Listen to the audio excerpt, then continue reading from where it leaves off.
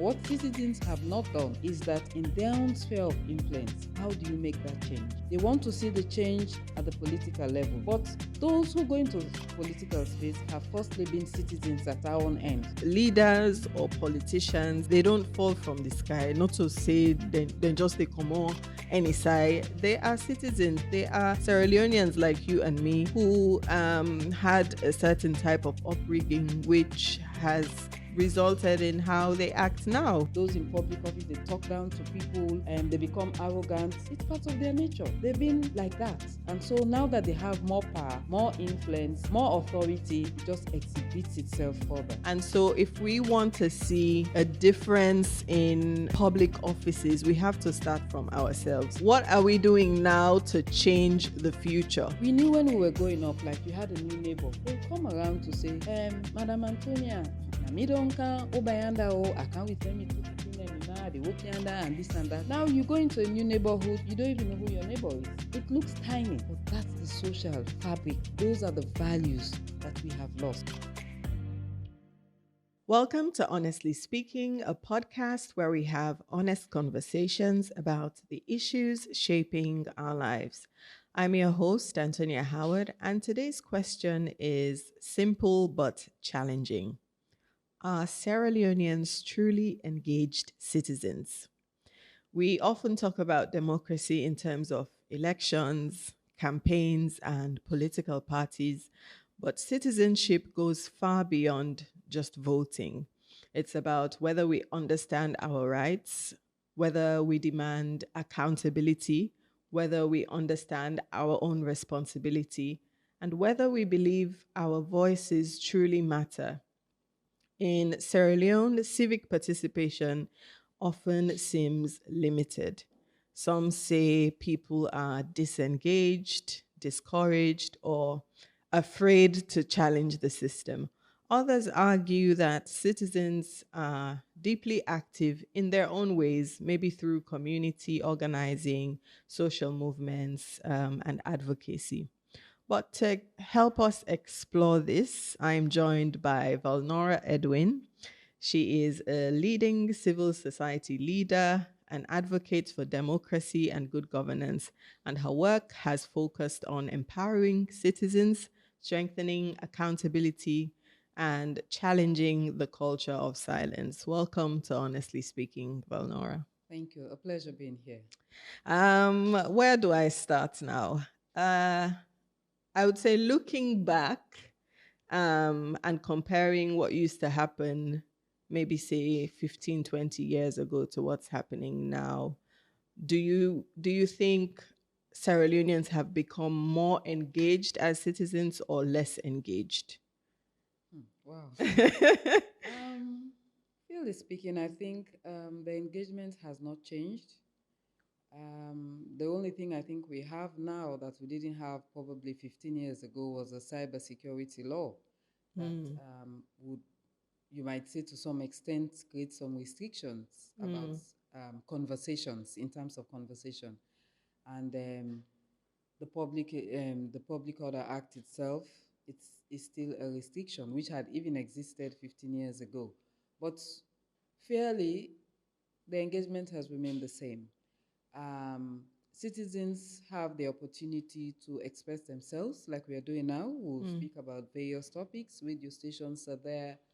The issues around doing protests, around economic issues or about social issues remain the same. In 15 years ago, citizens were not allowed. You need to seek permission from the police. They have to decide whether you were allowed to demonstrate or peacefully protest on any particular issue. So the context largely remains the same. I wouldn't say there is a significant shift from what was happening 15 years ago. Is there more literacy or education around governance, around citizenship, around patriotism? Do you think that has increased, and are citizens more aware of, are we more aware of our rights and our responsibilities? Has there been any shift in that? Citizens are aware of their rights and responsibilities. What has been a problem and has continued It's taking responsibility to be the change that you want to see. We like shifting blames. We like pointing fingers, forgetting that the four is pointing back at us and it's only one pointing at the other person. So we are not taking responsibility of those things that we can change within our own sphere of influence. And despite all these conversations we've been having as civil society advocates on governance, we'll be doing extensive civic education. So whether it's on media platforms, whether it's at community level, you engage citizens at various points in time on various things so that they'll be able to understand what their roles are, what their responsibilities are, and what are the expectations from the supply side, which is at the governmental level. So all of that has been happening. But what citizens have not done is that in their own sphere of influence, how do you make that change? They want to see the change at the political level, which we have been struggling with. But those who go into political space have firstly been citizens at our own end. Exactly. And that's where they are plucked from and taken to the political space. Yeah. And if you have not been used to conducting yourself in a certain manner and operating in a certain manner and believing in a certain manner, when you get into those spaces, you just manifest what you truly are. Exactly. So we talk about corruption, we talk about how people talk down, those in public office, they talk down to people, they become arrogant. It's part of their nature. They've been like that. And so now that they have more power, more influence, more authority, it just exhibits itself further. Yeah. I always take like Lara Taylor Pierce as an example. She's not an angel, but she was doing her job. She was able to stand up within her own sphere of influence. She was making a difference. So despite all the persecutions, despite being removed from office, she stood for what was right. And that is that responsibility a lot of Sierra Leoneans, most citizens do not want to take. I can always say leaders or politicians, they don't fall from the sky. Not to say then just they come on any side. They are citizens. They are Sierra Leoneans like you and me who had a certain type of upbringing which has resulted in how they act now. And so if we want to see a difference in public offices, we have to start from ourselves. What thing we they do now? What are we doing now to change the future? Because we have a huge role to play in how we carry on with ourselves, in how we train our children. Like you always say, the children are the future, but we also have a role to play in our small communities, in our homes. So what have we been missing in Sierra Leone in terms of grooming a an active citizenry, a citizenry that understands what it needs to do, understands right from wrong, understands what good values are? So one of the things that we have not actually paid a lot of attention to is about the social effects of the war. And for those of us, we are not old, but we were a bit beyond 18 years old when we had the conflict. We realized that the generation or the younger generation, either those that were born during the conflict or those that were like maybe 10 years old and below during the conflict, that are now like at your age, they are the problem. And why that is a problem? Because the social fabric was destroyed during the conflict.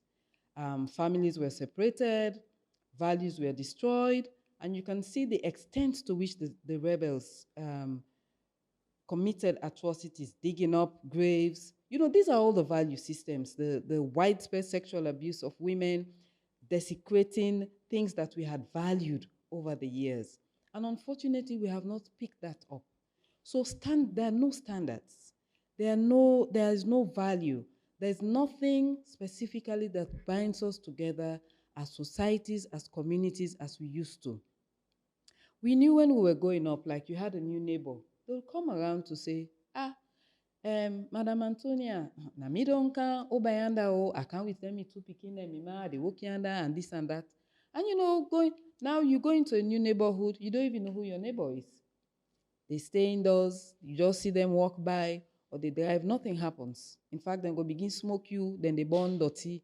Mm. Nobody holds them accountable. It looks tiny, but that's the social fabric. Those are the values that we have lost. So there are no standards. We have also developed a very materialistic society. So like we were discussing prior, I remember a couple of years ago, we were working with a counselor in Koinadugu then, before it was divided into Falaba. And we were accompanying him, explaining we were doing citizens engagement, just like you're saying, so that citizens can understand what's the role of the counselor, what's the role of the council, and how they can also help them deliver. And he was saying they were laughing at him, that he's been a two-term counselor and he doesn't have a car. As a citizen, do you know that counselors do not receive salaries? They are given sitting allowances. They attend a meeting, they're given an allowance. They are supposed to have jobs. And these are the education organizations like we had and what we have been doing over the years. We educate people so you know what your public official does.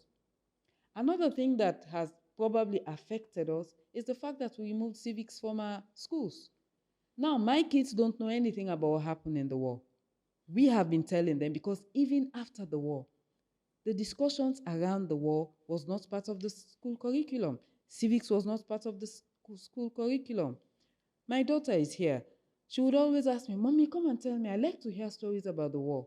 There's nothing, even now, there's no mention of the war in the schools. Creole man say, if you don't know say you dey go, you need for know say you dey come on. We cannot have a national vision. We cannot define where we want Sierra Leone to be if we do not know what the history is, if we do not tell generations of what the history is. So that's the missing piece. That's the challenge we are having in Sierra Leone. The social fabric has been destroyed. We are now very materialistic. We judge people on for us, the women, the handbags you hold, whether it's Coach or Yves Saint Laurent or whatever. They look at your shoes. That's what you define people. When people are in public office, you start to look how many cars they have, how many houses. You are not looking at their performance. You're not even questioning that this person did not have a house in the first place. And then in 2 years, of course, if I have a job, I want to build a house, obviously. But in 2 years, I should not be building 3 houses. You need to question, where is that income coming from? But now we are assessing public officials, we're assessing ourselves on a very materialistic level. In fact, na we go dey collect. Exactly. Then it don't go build 3 hosts. If you see hosts, if you see this, if you see that, and nobody is wondering. And that's how we are nurturing our children as well. Exactly. Not with values, but how many cars, how many houses, how many this, how many, just material things, and not the values that takes you a long way to building a more formidable society. Right. And the thing is also, we don't have, I would say, many role models in Sierra Leone, and many people whose voices are loud enough to kind of create a knee-jerk reaction and let everyone wake up. We don't have many people speaking up about these issues. We don't have many people who are even interested in creating that kind of change. It's like everyone is out for themselves. Everyone has become, they say no man is an island, but that's what I see these days. All man just focus on themselves. They want forget waiting they put not their months. And yes, that's important because survival is important. But we cannot just sit back and watch everything just crumble. Like you said, if we don't know where we go, we definitely need for know where we come out, because when you look at the TRC report, for example, and all the things that were highlighted, these are things we see in society today. So how many citizens are even interested in finding out what the TRC report said about the causes of the war, what the recommendations were, and how far we've gone as a society to implement some of those recommendations that could probably create the change that we want to see? Is there do you see that interest amongst citizens, an interest beyond themselves, beyond survival, beyond the day to day, an interest in, we sing it all the time in our national anthem, in our national pledge, but is there real interest for Sierra Leone to move forward? There's a lot of interest. It's about who's going to bail the cat. Mm, So for some of us who've been on the limelight, who've pushed for this country to move forward, we've sort of taken a back seat. Let me take myself as an example. Taken a back seat, not because of any other reason, but why not have other voices? Why not have new players on stage? And you do you are the backstage giving that level of support. But to be honest, it also gets tiring because you see the same thing happening. You don't see the change. Those you think should create the change are not affecting the change. And those you think should create the change, it's not about the politicians. As you've just mentioned, it's even from the home. Sometimes you hear what your colleagues say, how there are issues with their kids, the way they comport themselves when they're in their offices, the way they gossip about their friends who confide in them. You know, all these things, they seem minute, but these are the things that have affected the entire social fabric of the country. And it gets tiring because you fight, you talk, musicians sing so many songs about all of this, and yet the cycle continues. And in my view, it's even getting worse. And what's more disturbing, maybe some of us can survive at some level, but the people you are really speaking on behalf of are the ones now that we have social media. And go don't cause you dawn. All you granny, all your ancestors, the way you don't know, then go they cost them. And you are living a life even better off than they are, but they are arguing. They are being abusive. They allow themselves not to even understand what the entire dynamics is all about. That those people who are in office are there as servants to deliver. And regardless of what political party is in power, the job is the same. You get for giving lights, you get for giving water, you get for make the road good. I should be able to sleep safely at night. Non-country not for can invade we. Younger is supposed to be sorted. Good education. Everybody's taking their children elsewhere because soon our qualifications here would not be accepted elsewhere. And I gathered even now it's becoming highly questionable. That's what yeah. we want the government to do. I should be able to have my job. We should be able to speak freely about those issues. Any government will come. That is their job. But most importantly, as the citizen, what is your own responsibility? Mm, Your first responsibility, who are the people you put in place to carry along this big load? When we say the democracy, you are giving power to few on behalf of the majority. You have to be very conscious of the people you they put for because we are giving them that responsibility for carry this big load. And once you give them that big load for carry, how do you accompany them in the process for make sure that they're doing the right thing? And that's where you started with, do we have the space to have the conversation? Because we need to have the space to have the conversation to mm. be able to hold them accountable. Exactly. I've been just want to ask Dande because Boku people go say then they afraid. Even for this podcast, when I started with a segment called Word on the Street. And that's just like a vox pop. You dey go, you dey ask people, they're waiting at their opinion. And just for let the ordinary man They feel. explain or talk, but in your situation or waiting, it go say they afraid. Yeah. So do we really have the space to talk about these issues? Are we protected as citizens? And are citizens aware that they can speak up and they have some amount of protection? Not to say if you can cause person or, say anything that is outside of the law, but in let me say, when you look at the law that exists now, you talked about the cybercrime law. Um, is that why people are afraid to speak up? So there are a couple of things in my view that amounts to that. I think firstly, it's just fatigue, like I mentioned. You they talk, but there is no change. Two, the cyber law. You know, we were in a WhatsApp group and some incidents that happened, which I will not mention, not because of fear, but I think not to give it prominence because there are much bigger and important things to discuss. And somebody sent me a message to say, oh, I received a message from somebody who says we have to be careful how we have a discussion in this group about this incident because of the cyber law. So even in a simple WhatsApp group of about maybe 50, 60 people, why should we be afraid of raising issues, not necessarily attacking any particular individual, or even if you are speaking about an individual, it's in the context of a particular statement or behavior. And you have to be personal with that because it's made by a particular individual by their statements or their behavior. Yeah. And then you have the fact that when people speak up, so they go make, oh, Antonia, now in the hold this program, Sabi in mama, Asabi in cousin, they work in a ministry of this. They go and harass them. Now you cousin, where the owner also no get no, you are doing your job, in they do your own job. Now you cousin, oh, if they continue, I have had somebody who told me that she was someone who was also doing all this advocacy, raising the issues, and they attacked one of her family members to say if she continues, they will lose their jobs.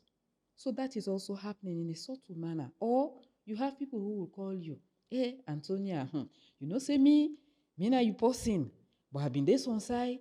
I hear them they talk about that program where you get, in fact, that guest the way you be making that day, some of the questions the way they ask them.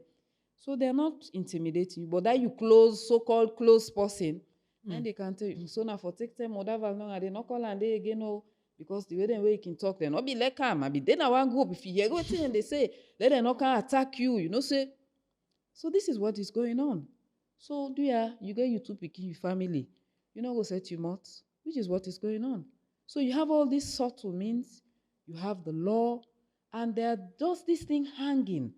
So despite the fact that people know that they can engage, but what they do not want to use is the power. And when they say use the power, it's not about going on the streets and being riotous, being abusive or unruly. We have a way when it's time for elections, or even now that the political parties are doing their nominations. Yeah. We have had instances when they have said, if you do not give Antonia the symbol, we are not going to vote for your party. That's one way of exerting the authority we have. The second is we should not allow them to silence our voices.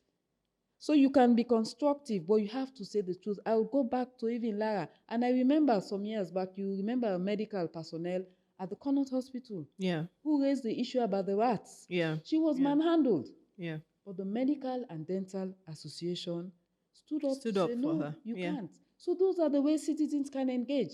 We remember another medical personnel who spoke about what's going on at the Olajuwon Hospital. Yeah.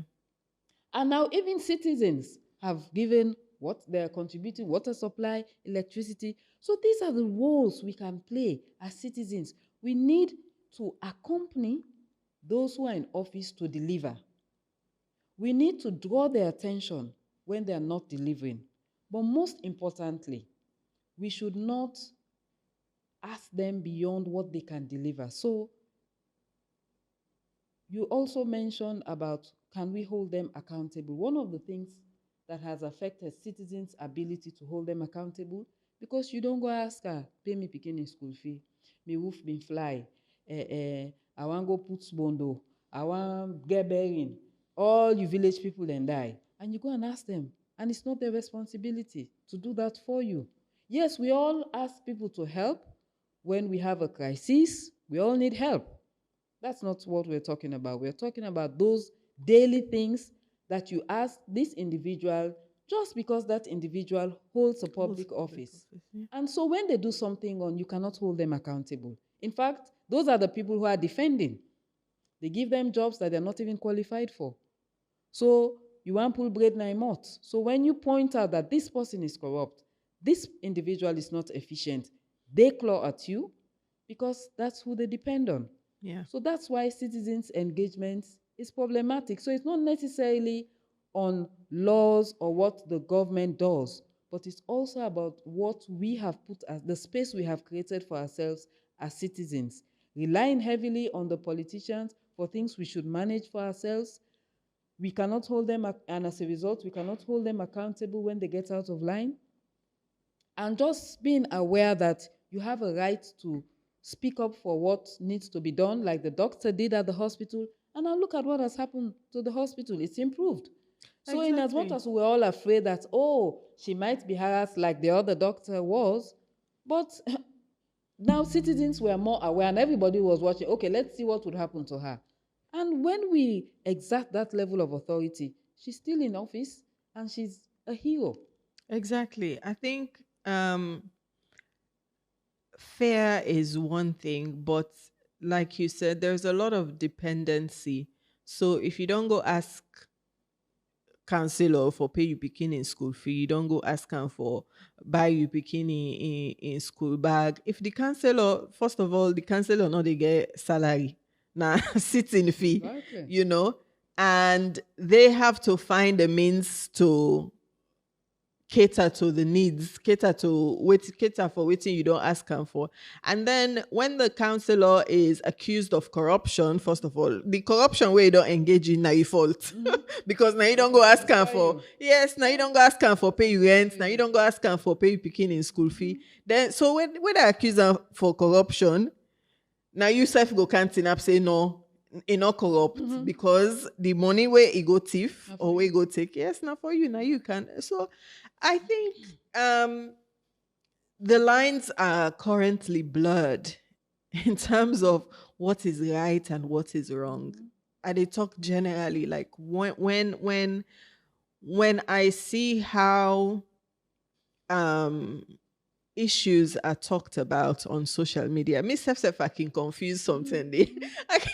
I can wonder who that right, who that wrong, because the kind conviction where some people can talk with you go feel say first of all you go feel say been dede. You go feel say been dede when the thing happen. You self go confuse say for say this way how then can report this thing not so it be, or there's just the whole thing has just become blurry, and I don't think we're anywhere near an awakening if people don't stand up to say what is the truth, if people are not willing to put themselves on the line for the truth. The other day I was with Umaru Fofana and he said, the truth is like oil. No matter almost what you turn pana, it will eventually surface, right? And it's in the example you gave about the Oladuring hospital where the person talk, I'm like, hey, why you did it? But in the end, she spoke the truth and the issue was solved. So what do you think we need to do as citizens to build that solidarity? Because I think solidarity is lacking. Maybe because we're divided in terms of our political aligning, we're divided in that way. But when issues come up, the issues affect all of us. If Freetown they flood today, now we all they affect. The market woman they not go able to put their market. The one the way they go school not they able for go school. Oder they drive in motorcar go they inside the poto. Every single thing that happens affects all of us. So how do we awaken that solidarity amongst us? So if one person talk the two, as long as all man no saying a two way they talk, we wouldn't leave that person hanging and watch them being torn down. So that problem is a culmination of the sort of system we have built over the years. And it's gone back to your point about why do people don't make mention of issues, not necessarily again, or why everybody is just watching their own space. The reason being is that, firstly, we do no longer trust the system. And then most importantly, it's about this political divide. You wake in the morning, you say, rain for Dombo Kutido. Then get APC meaning for them, then get SLPP meaning for them. And that is what is destroying Sierra Leone. When the taking that hospital again as an example, because I dey work in a place, it doesn't necessarily mean if something is not going well, I no go talk am. Just that statement that that lady made, look at the transformation in that place now. How could you have a hospital where water and lights need a day? Then what do you call that? It's not even a home, let alone a hospital. That's the basic, the basic. Just that statement has made that thing, individuals then, Sierra Leoneans, that then they support that place there right now where the government's not able to do. Why do you think the last time again when that lady raised the thing body arata den akonot, when myself see with me, yeah, myself go find post in akonot, why I see the arata, I not believe. Grumpig, not to even arata. Grumpig, na den na the hospital. I said, what? I see one lady mice na me host. I dey confused that one all day before I say grumpig inside hospital. But just that statement changed. So why, if I see something is not going right, I not for talk am? Why should it be divided into when you see talk am so this year na SLPP dey, na make you see it dey talk am. This na APC dey. When something good happens, you to that's it. There we there. When something bad it dey over yonder. We have to stop that. The truth is the truth. If we say the health situation is bad, it's also, you should firstly ask, what's the standard that you're using to assess that? So putting up buildings does not make it a hospital. You get for look the ratio of doctor to patient. You get for look at, do they have equipment? You get for look at the nurses. Are they well trained? You need to have doctors at night. You need to have doctors on call. That is how you assess your healthcare. When you talk people then go make, where you see talk so this in a APC, now make you say, and they don't make this law. The laws, the policies, the buildings are all good, but where are the equipment? Where are the people? What about the training? And when you hear of these stories, and they talk about free tongue, you not begin talk about I've been just one talk about Falaba waiting they go on day. They not talk about the lights. You not even talk about the water.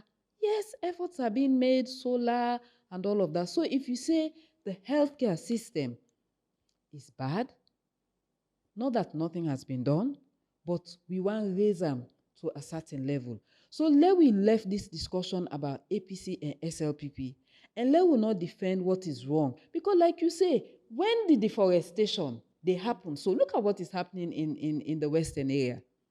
And all across the country, in fact. But let's focus on the Western area. Look at what is happening with Takugama. Uda na the people, Uda sell the land. Now they would start first. Right. Uda give building permits. Uda they build the house then they. And who is supposed to do what they're, or who is not doing what they're supposed to do to either break down those buildings or not be even allowed in the first place? Look, the flooding, or look at what is happening at Dundas. And I want to add to that. Even if all those things had happened, all man, okay, you don't get the building permits, you don't sell the land, all that day. People, when all then a public office, then see where person they can build side where it not supposed for build. Who reported it? You know, say this person here waiting they do, and not supposed for do and wrong. That has affected that. Our institutions are not independent. And again, it points back to your point about why are people silent. I will be eager to go and report if I know say there's an institution where I work go there. Madam, citizen of Sierra Leone, nobody sabi me, but I am a citizen of Sierra Leone. I see something wrong. I know say, I don't know, Ministry of Lands or Ministry of wherever, I'm aware I work go. They say, I have a concern. I live in the Bathurst region neighborhood, and this is what I see going on. And I'm taken seriously. But when I work go there, then they look me first. I get me really half back. They don't waiting. The receptionist go the charm chingo. Look me by the eye first because I the hamburger. Then they go tell you say the minister no dey. I not go even see him. I not go even know that for go report to the reception itself in the institution. Not go even give me zeal for go report. And I know say how I talk and then I did the story done. Why other countries function is citizens are firstly aware of their rights. The people then where they work are aware that they have a responsibility to the citizens, so the institutions function. So I do not have to be Antonia. I do not have to be Valnora to be heard. I can work there as anybody because I'm a citizen. Even if I'm a foreigner, I'm able to go there and go report there, say this, they be. So that is why people don't say anything. And this is why sometimes people take matters in their own hands. Because you do not, firstly, maybe know the institution. And even when you get there, how are you received? You reports will be taken seriously. Let's go back to that deforestation. Takogama Bala, he has been reporting about this thing for the last 15 years. Whether deforestation begins small, small. In fact, what you mean be earlier, na diamba farming, they way, you say when you claim up, say you begin go down, they begin make diamba farm. He reported that. When people begin build small, small, using the stream as toilets, do laundry, he reported that. When they begin make them deforestation, he reported that. That whole Bafos Regent grafting area, we've all been talking about it. Who has done anything? Nobody. Would they wait? Look, I thought when Moteme happened, when that mudslide happened, I thought that was really a slap on our faces. In fact, now the Ocean, they go more. Look at Mount Sugarloaf, right? Where people can go do the hike. People have been reporting deforestation. Look at Mambo Falls, Guma. We dey complain about Guma. But it is not the people at Guma that fall to. The Ministry of Lands in fault. Why do you allow people? Look at Bobo, number 2. All those trees are needed for Leuge Watana Guma. We not on talk. So even if we say people become silent, but all these things, have we not been saying it? Not 2 years ago, not yesterday, 10 years, 15 years. Yeah. And we are saying the same thing. So people get tired. But, it's good we are having this conversation because we should not get tired. What can we do as citizens? What can we do to help each other, support each other, to build solidarity amongst ourselves? Or what can we stop doing? Because sometimes if we begin from, if we start stopping some behaviors, some actions, some statements, then we can figure out what it is that we need to do. So again, as citizens, a lot of what is going on, we are also responsible. And I'll go back to this sort of land issue. And we talk about the deforestation. We talk about the sale of land. Who's buying the land? Look at Lester Peak. I recall when the American embassy was built, and even you have IMAT. You go to IMAT now, if you stand up at Lester Peak, you look down into IMAT. Then you look all around, you can see that we're really a problematic people. IMAT is organized. It has trees, they're organized inside, they find space and all of that. Then you look all around, Usaiwi di Saloman, and look at what we've done. So why they go buy land na Lester Peak, where the host and so then they turn like then they for don't candle. Where they drive, you really get for guarantee you break. You pray added to that. Then you check your brake every morning. Because you are in such a hill. All them places then who they go? Even if government side they go seller, we all talk about where is this green belt? Where is the reserved forest or whatever it is where they get? Yeah.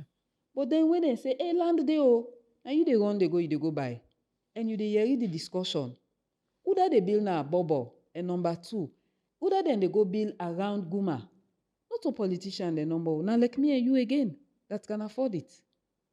Who they go make them pan body there? Now then funny place. Now me and you are citizens, so we also have a responsibility for say, even if government they go say, oh, land they are available, if we say, no, we cannot be building on these hillsides. We they cut all the trees. You are going towards Adonkia and Godrich, you look on your left. If you're going towards that end, you see the boulders. You see, in fact, the other 10-year emergency, all the gravel, don't come at the roadside. Who are the people who are building there? You cannot necessarily hold government accountable. Now you as citizen pull your money. Waiting government team for don't do enough for sell land uphill so. Enough for go allow building then for go up. And enough for even make in your own building then they. There are buildings at Regent, not on Natcom. Yeah. Almost story building on hills. That's so dangerous. When Moteme happened, there were very good buildings there, but they all swept away. They not see themselves. Yeah. And I thought we had learned a lesson. So The government, na like we the people. We the people, na like the government. Who forms the government? Now Now we. we. Now So we. when we point fingers, let we realize, say, the government is just a reflection of the society. It's who we are. Yeah. And the system is construed in the way we want them. Because there are people that uphold systems and processes. And so if we want the system for right, now we get to make a very deliberate effort that Sierra Leone cannot continue like this. Sierra Leone cannot be partitioned into APC and SLPP. Sierra Leone is for Sierra Leoneans. Political parties are just part of the social enclaves. They are not the whole thing. Not all man the APC, not all man the SLPP. And those who are not in APC and SLPP, our voices also needs to be heard. We have a say in how this country needs to move forward. When we get that realization, I think then we'll be able to move forward. Yeah. You talked about political parties being just a part of the social conclave, and civil society leaders and organizations are also a part. The media is also another part. What role do you think these two groups can play in terms of enlightening citizens, giving out the correct information, building citizens' engagement? So let me start about my own space. Unfortunately, the space is really tarnished now, in my view. And I look at when I joined in 2000, in the year 2000 to now, how civil society leaders came together. So not that they had agreed on everything, but there was a consensus that we had to come in with our diverse views, but let's build consensus for Sierra Leone. Now, what the society is today, not just like what they talk about, each man on its own. So you sit in a space called civil society, where it's getting your own guidelines on how it's supposed to operate. But you remember, say, sometimes I can't talk this now, government get one contract, then they give me. Then my organization, I get staff them for pay. So it's now more about survival, more about self, which is the unfortunate way that the system has been built. So rather than, and civil society, there's no magic on how you operate. We don't mention about the TRC. The TRC states clearly how Salon for move forward. That's your guideline. That's your Bible. That's your 10 commandments when you're in civil society. You have all these protocols and conventions that Sierra Leone is a signatory to, especially the ECOWAS one there, the African Union one there. It's very clear how things are supposed to operate, how you run election, how you deal with gender, how you deal with service delivery, health, education, and all of that. So there's no magic on how you debate these issues. It's very clear. Yeah. But you want for lead and give you contract, and you think that now when you support something negative, then see you as one of their own, now then they call you. Every more time, man, get forget somebody where they tell them to. Maybe it's just how you package the truth for them. But you just need somebody in your life that you know say, Dan, they want call her, what tell and wait, they must tell me na my face say, what you've done is wrong. But how do we move on? How do you learn from this and do better so you don't make the same mistake? But civil society, that is where we are now. So even the public, like you say, sometimes it gets blurred, you get confused. Because sometimes now I listen to some radio and TV, and when people speak, I keep on thinking, seriously? So I can go back and look at TRC. What did it say on this particular thing? How can we address this? Then you look within the person they talk, just for survival. The media is also the same. The media now and social media will for be a good platform and enabler for there has the most remote side. Issues the way they happen, they come to the fore. The media self also don't be part of the equation. Then self split on party lines. For where election can, they make people waiting attaché or whatever positions they have, or maybe they do more adverts on their newspapers, or then they do more on their radio programs. But who says when you stand up for what is right, you know go get waiting God mark for you? You might not have it in abundance because sometimes the evil ones, well, I not say evil ones, but the ones you might not think are going the right way can seem for the thrive more than you. Yeah. But who says when you are doing the right thing, you not go thrive at the time we God mark for you?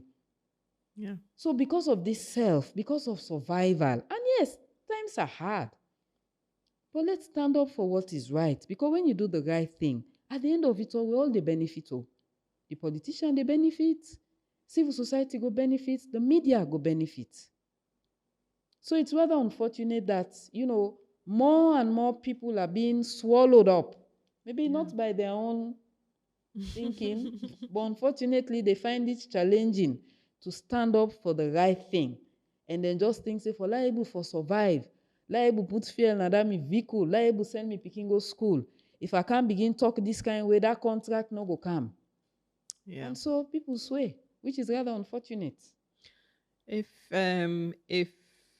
you were to propose for every Sierra Leonean to do one thing tomorrow or start doing one thing tomorrow, what would it be? Waiting at that one thing where you go say could start making a change in the way, in the trajectory Sierra Leone has taken. What would you suggest or propose? It's just the one thing we've been saying all along, be the change you want to see. So you na teacher, MPSC is all they don't come on, school they can't open, no go take bribe. The picking away get the mark, let the able for go. They don't have to pay a bribe. Some parents then they strain and they struggle. That's where they beg all these MPs now. The picking get for go school, they say for pay 2 million, they say for pay 3 million. And even we say free quality education is not that free. Payments have to be made. So you, the teacher and the head teacher, that's your own sphere of influence. Don't take bribe. Take the right set of people. Put them there. Train your teacher them well. Let them teach them. These are the future. You na nurse na a hospital. No go begin sell medicine. You know to the doctor. Treat the patient. Talk to them fine. You na Okada or keke rider. Park na the correct side. No block traffic. No block traffic. Put your passenger then down na the right side. You police. Guide people the outside and for cross. No go stop pausing.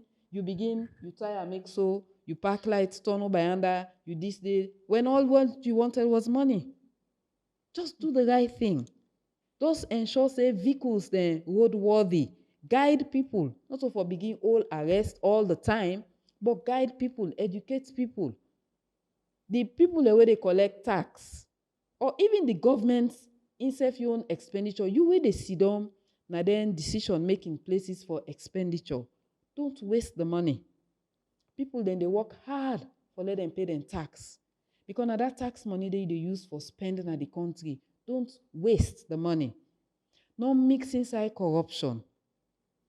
In your little sphere of influence, make that change. And you can do it. It's not impossible. Yeah. Thank you so much, Valnora. This has been a really good conversation.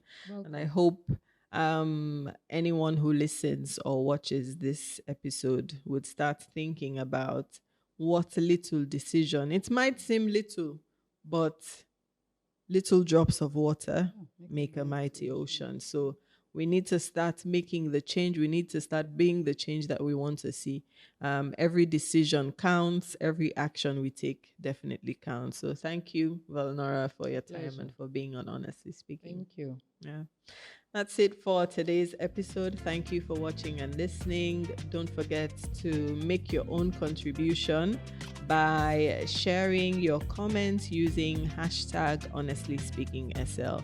Until next time, bye. That's it for today's episode of Honestly Speaking. Thank you for listening and being a part of these important conversations. If you've enjoyed today's discussion, please like and share. And if you're feeling inspired, do leave a review. I'd love to hear what you think. And of course, carry on the conversation online. Share your thoughts, experiences, and ideas using #HonestlySpeakingSL. Until next time, stay curious, stay engaged, and stay honest.